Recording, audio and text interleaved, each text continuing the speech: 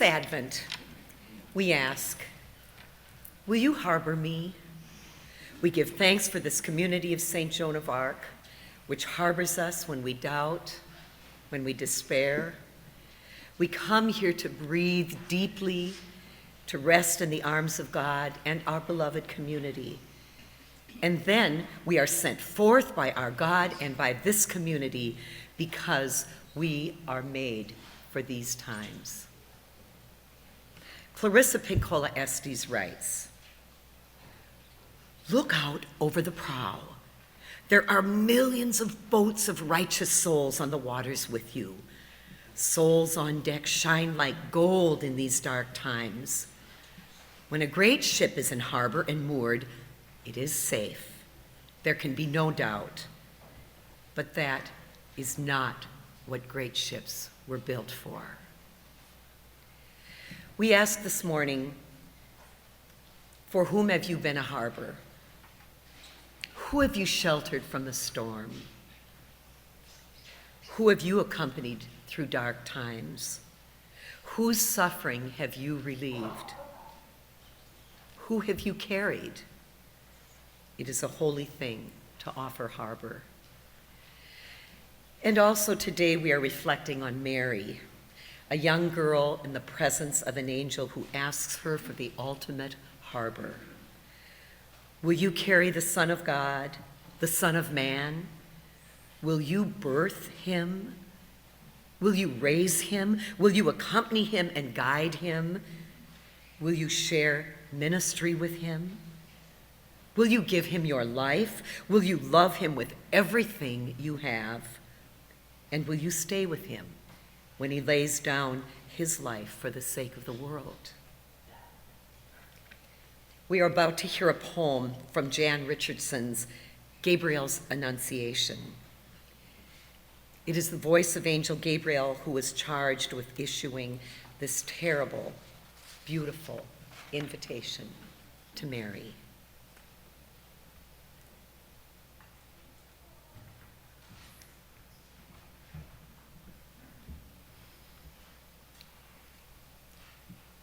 For a moment, I hesitated on the threshold.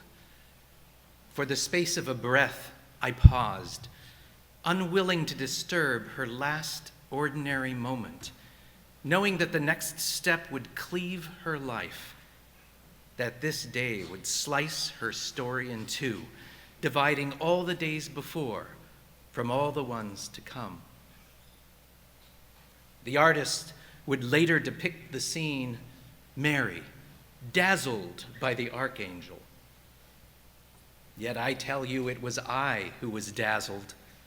I who found myself agape when I came upon her, the woman before me, blessed and full of grace long before I called her so, shimmered with how completely she inhabited herself, inhabited the space around her, inhabited the moment that hung between us.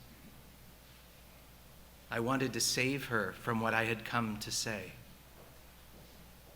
I said, do not be afraid, as much to myself as to her. History would not note this. Yet when the time came, when I stammered the invitation, it was she who saved me. Her let it be. Not just declaration to the divine, but a word of solace, of soothing, of benediction for me. The angel in the doorway who would hesitate one last time just for the space of a breath torn from my chest before wrenching myself away from her radiant consent, her beautiful, awful yes.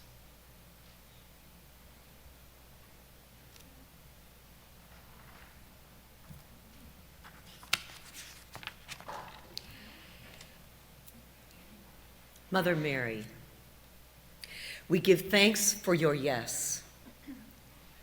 We give thanks for your courage, for your willingness to see into the unknown and offer safe harbor to a child who needed you.